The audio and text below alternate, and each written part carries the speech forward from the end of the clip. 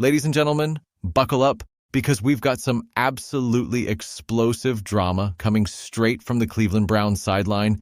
And trust me when I tell you, this is the kind of chaos that makes you wonder what in the world is happening in the NFL right now.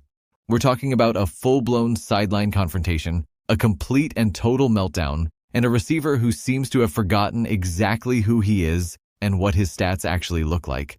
This is the story of Jerry Jeudy, the former first-round pick who apparently decided that attacking his rookie quarterback in front of millions of viewers was a brilliant career move. Spoiler alert, it wasn't. So here's what went down. And I'm not exaggerating when I say this might be one of the most embarrassing moments we've seen from a veteran receiver in recent memory.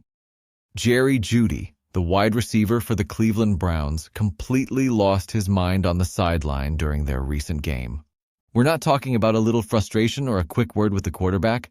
No. We're talking about a full confrontation where Jeudy had to be physically restrained by offensive linemen while he was going absolutely ballistic on quarterback Shedeur Sanders.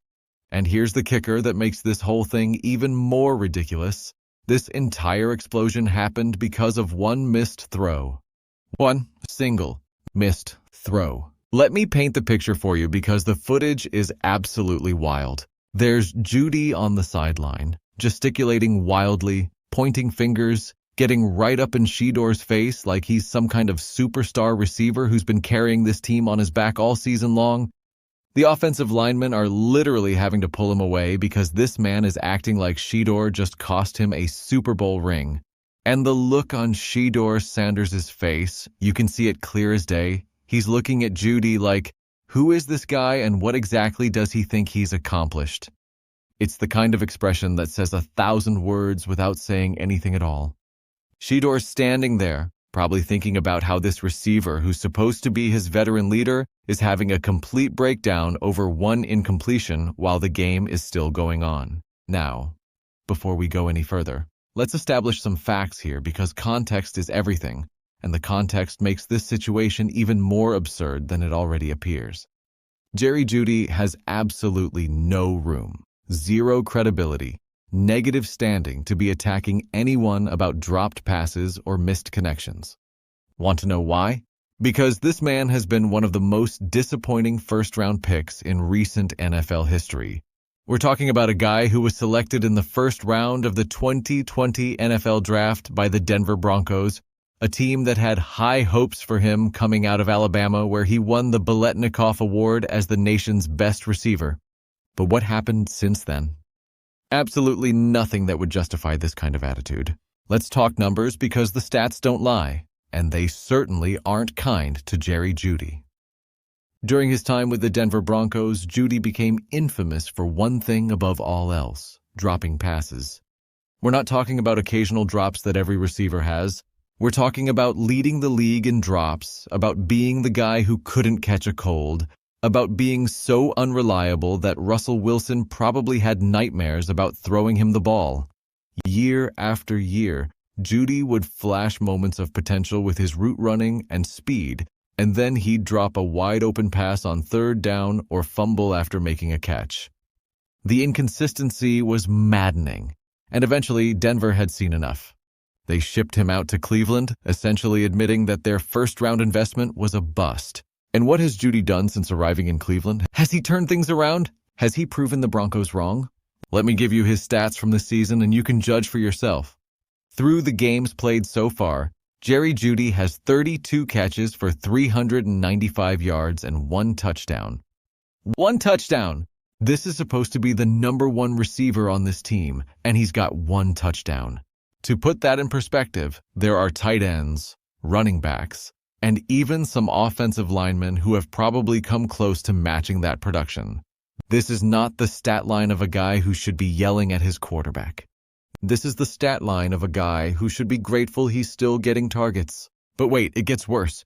Remember that fumble I mentioned?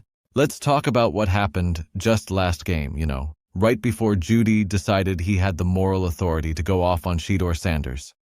Jeudy caught a pass, tried to do some fancy moves that nobody asked for, some kind of unnecessary dancing with the football like he's trying to show off, and promptly got the ball stripped away for a fumble. He literally gave the ball to the other team because he was trying to be flashy instead of securing the catch and getting the necessary yards. And then, with that embarrassment fresh in everyone's memory, he has the audacity to attack his quarterback over one missed throw? The hypocrisy is truly stunning. Let's dig even deeper into why this situation is so absurd.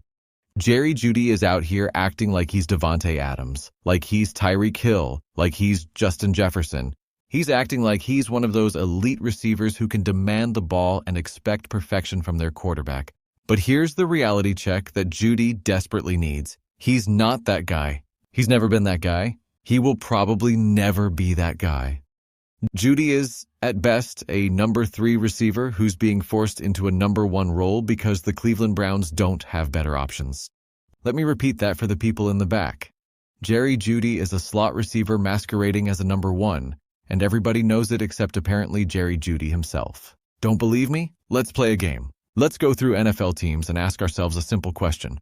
On how many teams would Jerry Jeudy actually be the number 1 receiver? Would he be the number 1 in Miami over Tyreek Hill or Jalen Waddle? Absolutely not. How about Washington? Would he beat out Terry McLaurin? Not a chance.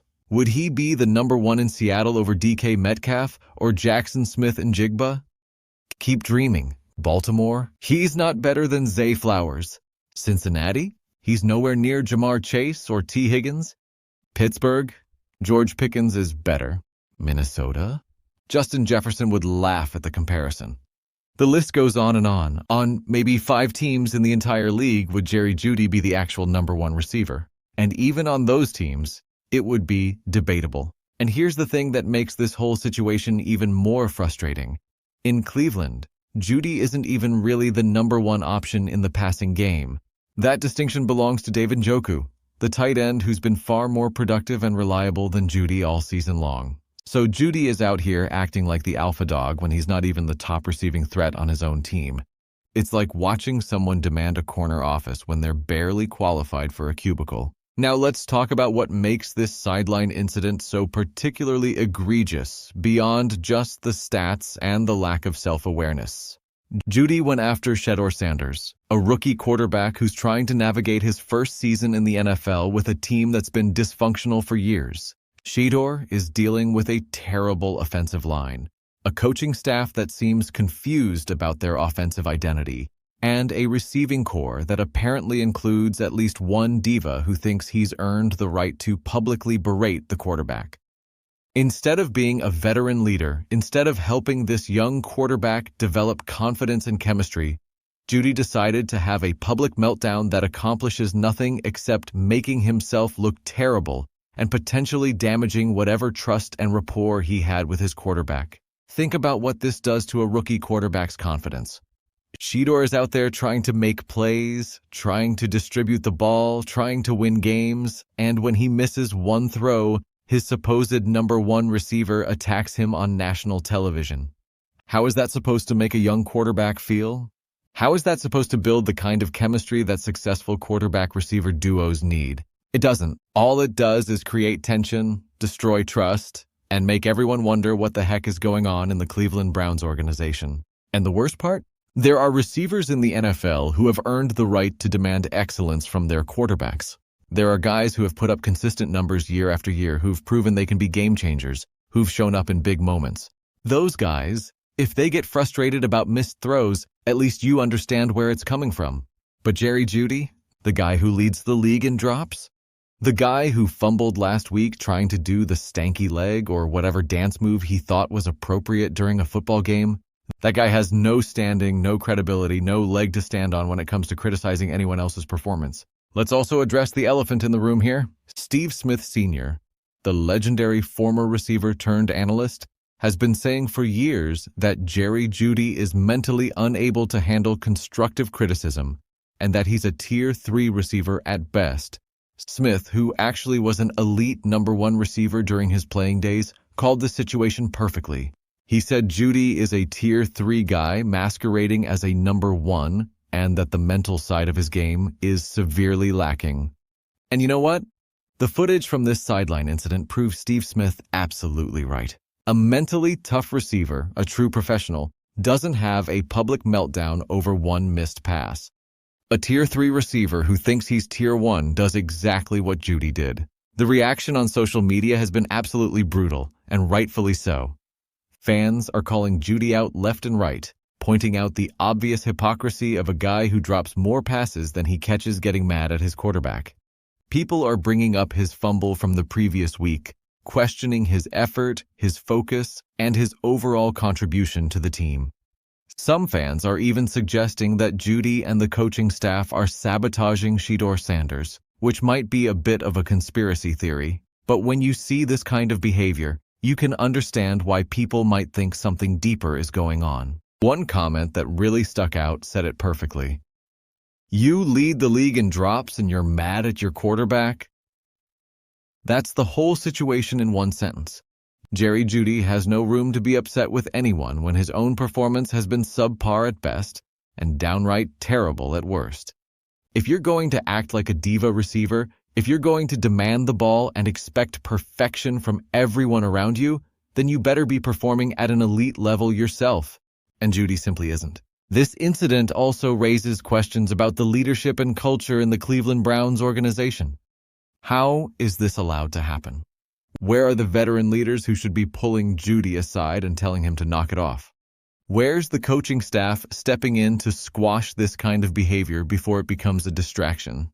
The fact that offensive linemen had to physically restrain Jeudy suggests that this got way out of hand before anyone with actual authority stepped in.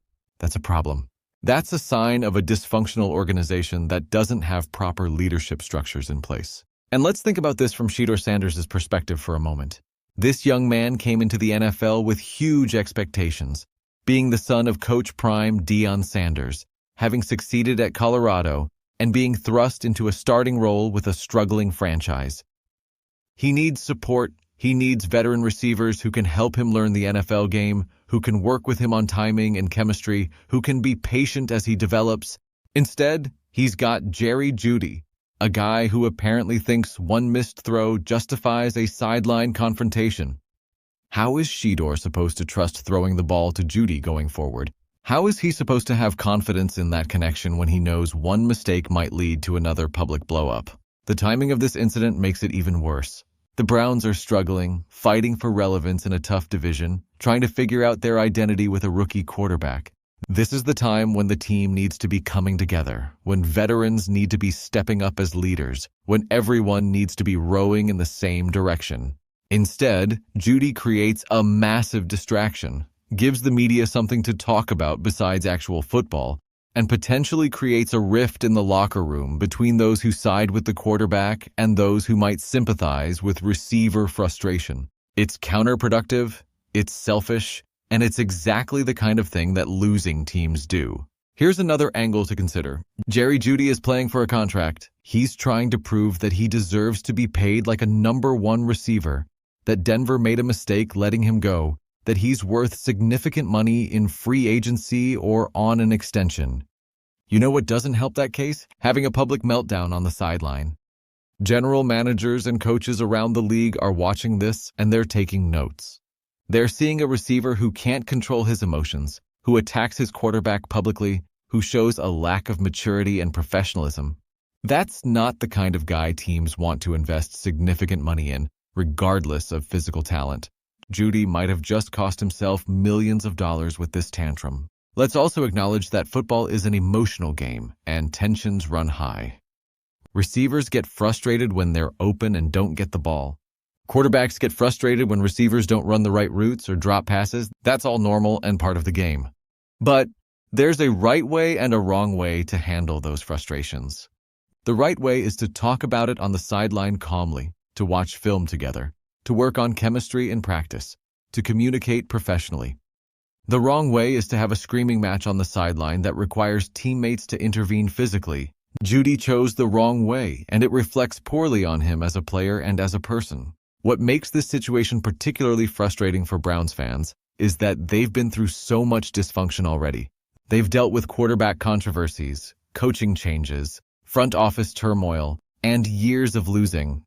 Now, just when they're trying to develop a young quarterback and build something for the future, they've got a receiver creating unnecessary drama.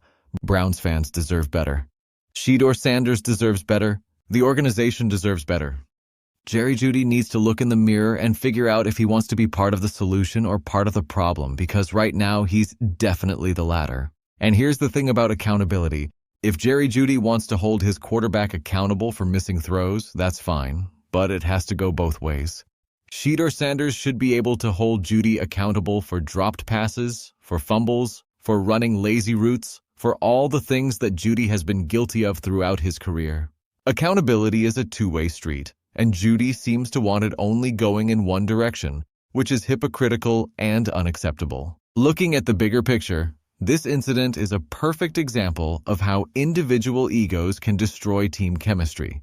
Football is the ultimate team sport, requiring 11 players on each side of the ball to work in perfect coordination. When one player decides that his individual frustration is more important than team unity, when one player decides to air grievances publicly rather than handling things internally, it creates fractures that can be hard to repair.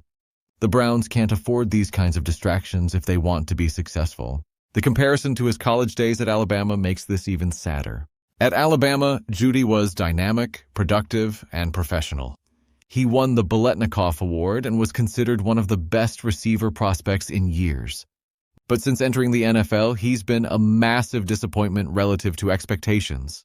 Some of that is due to circumstances, quarterbacks, and situations beyond his control. But a lot of it is on him. The drops, the mental mistakes, the lack of consistency, and now this embarrassing sideline incident. It's a cautionary tale about how talent alone isn't enough in the NFL. You need mental toughness, professionalism, and self-awareness. So where does this leave Jerry Jeudy and the Cleveland Browns?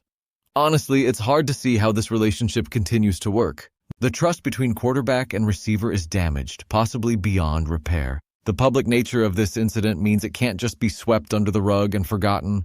Something has to give. Either Jeudy needs to have a serious come-to-Jesus moment where he apologizes, commits to being a better teammate, and actually backs it up with improved play, or the Browns need to consider moving on from him. Trading him might be difficult given his performance in this incident, but addition by subtraction might be the best move for a team trying to build a winning culture. The final verdict on this whole situation is pretty clear. Jerry Jeudy was completely out of line, totally in the wrong, and showed a stunning lack of self-awareness. You can't be one of the most inconsistent receivers in the league, a guy known more for drops than big plays, and then attack your rookie quarterback over one missed throw. It doesn't work that way. Jeudy needs to humble himself, recognize what his actual value is in this league, which is a solid number 3 receiver, not a number 1, and start acting like a professional veteran who helps young players rather than tears them down. Until he does that, he's going to continue to be seen as exactly what he showed on that sideline, all ego and no substance. This is the kind of drama that makes you shake your head and wonder what some players are thinking. Jerry Jeudy had an opportunity to be a leader, to be the veteran who helps guide a talented young quarterback through the challenges of the NFL. Instead, he chose to be a distraction, a problem, and an embarrassment. The footage of this incident will follow him for the rest of his career, a permanent reminder of the day he completely lost his composure and showed the world exactly who he is. And who he is, based on this incident and his career performance, is not nearly as good as he seems to think he is. So what do you think about this whole Jerry Jeudy situation? Was he completely out of line, or does he have a point about needing better throws from his quarterback? Should the Browns trade him or give him another chance to make things right? Drop your thoughts in the comments below, because this is the kind of drama that football fans love to debate. Make sure you smash that like button if you enjoyed this breakdown of one of the most embarrassing sideline incidents of the season. Subscribe to the channel and hit that notification bell so you never miss out on the latest NFL drama, controversy, and news. Share this video with your friends who need to see just how wild things got on the Cleveland Browns sideline. And remember, in the NFL, talent without professionalism and self-awareness will only take you so far. And Jerry Jeudy just proved that lesson for everyone watching. Until next time, keep it locked right here for all the biggest stories in football.